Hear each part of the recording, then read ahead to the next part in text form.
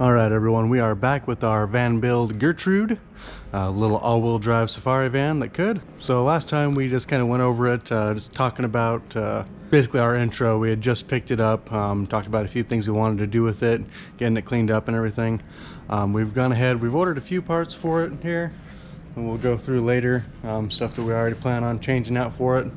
It was in really good shape for a 94 actually, but that being said, there's just a lot of maintenance that needs done. So a lot of this stuff is actually factory components, so it's due for them to be done. We did, however, get our new tires for it, the Kelly Edge AT. Kind of hard to see in the video, but it's got a pretty aggressive tread. These ones are a 225 75 15, so a little bit bigger than what came factory on this. We could have gone bigger. We didn't want to go too big on it because then it starts affecting mileage and everything. You have to worry about tires rubbing stuff.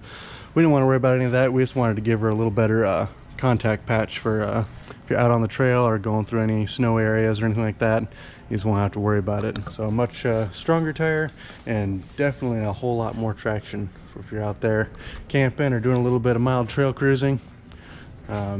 This one being the all-wheel drive or four-wheel drive, however you want to look at it. I'm sure it would do pretty well off-road actually. If you got all your van life stuff in it though, you definitely want to be kind of careful with that. But anyways, so we're looking under it and everything. We do have new shocks for it. We have new complete upper control arms with the ball joint.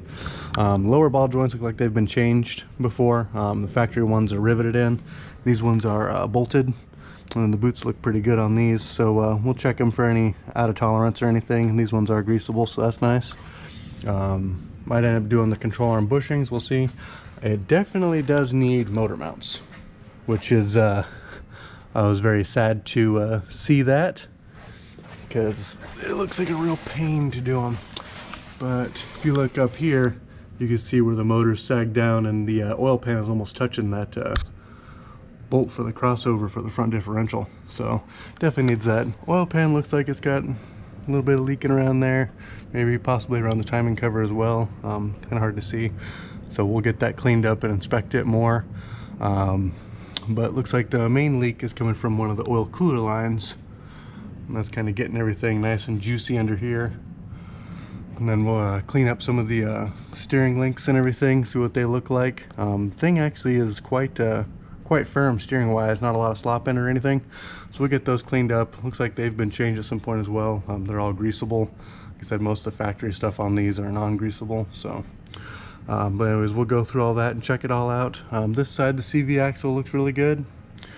This one at least needs a boot changed, so we'll go ahead and address that. Probably at the same time we're doing the motor mounts on this. I'll have to drop this front diff out to get to it easier, so we'll see. But if so, it just makes it easier to get stuff cleaned up in there, so not too worried about that.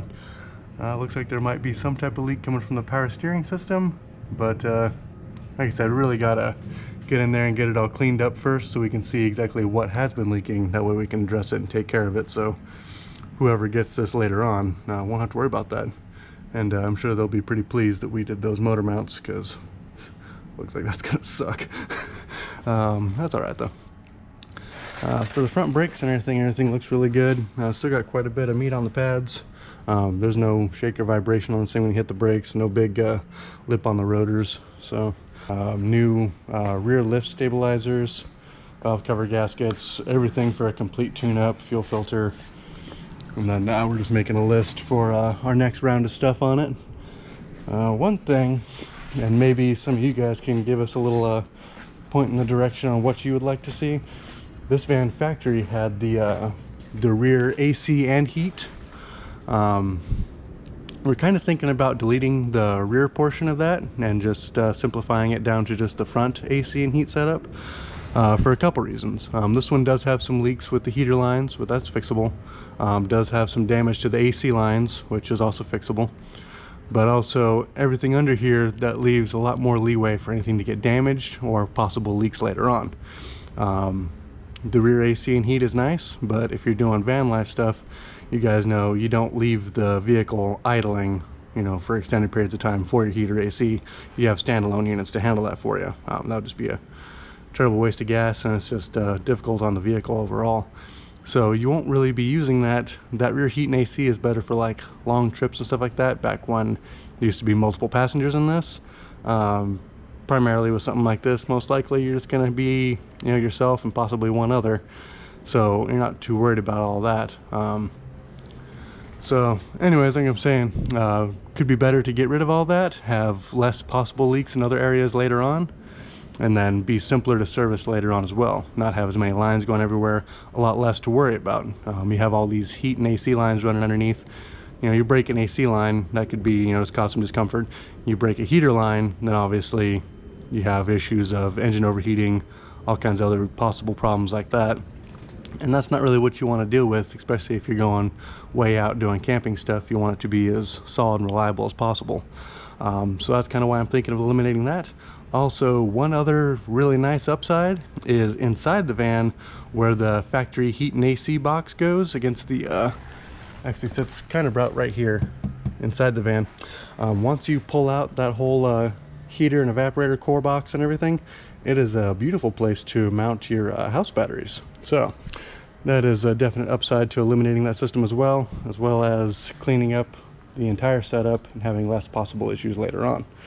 So maybe you guys can chime in with what you would like to see on that, if you'd like to see it keep all the factory heat and AC stuff, or eliminate that and just keep it towards the front. Overall, it is fairly clean under here. Does need some cleanup, obviously. It's a 94. We're going to go through and do all the services on this thing and just give it an overall inspection to make sure everything is good for its next home. So we will keep posting and keep showing you what we do on it and how far we go with it. And if any of you would like to put in there in the comments on stuff that you would like to see us check out, or any questions about it, or even just questions about your van, we'd love to hear about it. All right, thank you.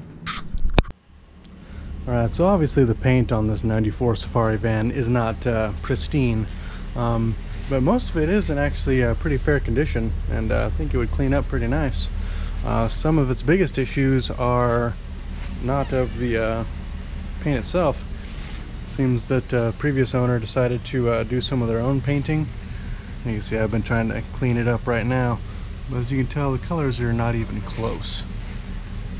They painted over the stripe and everything on the front. So I'm actually trying right now to see if I can actually sand this down, try to do it in a few stages, see if I don't know how bad the paint was underneath that. Obviously it had been pretty beat up for them to want to paint it this oddball color. I'm going to clean that off as much as I can to see if it's kind of savable or not, or at least it won't look like it was painted with a brush. So we'll see how this turns out.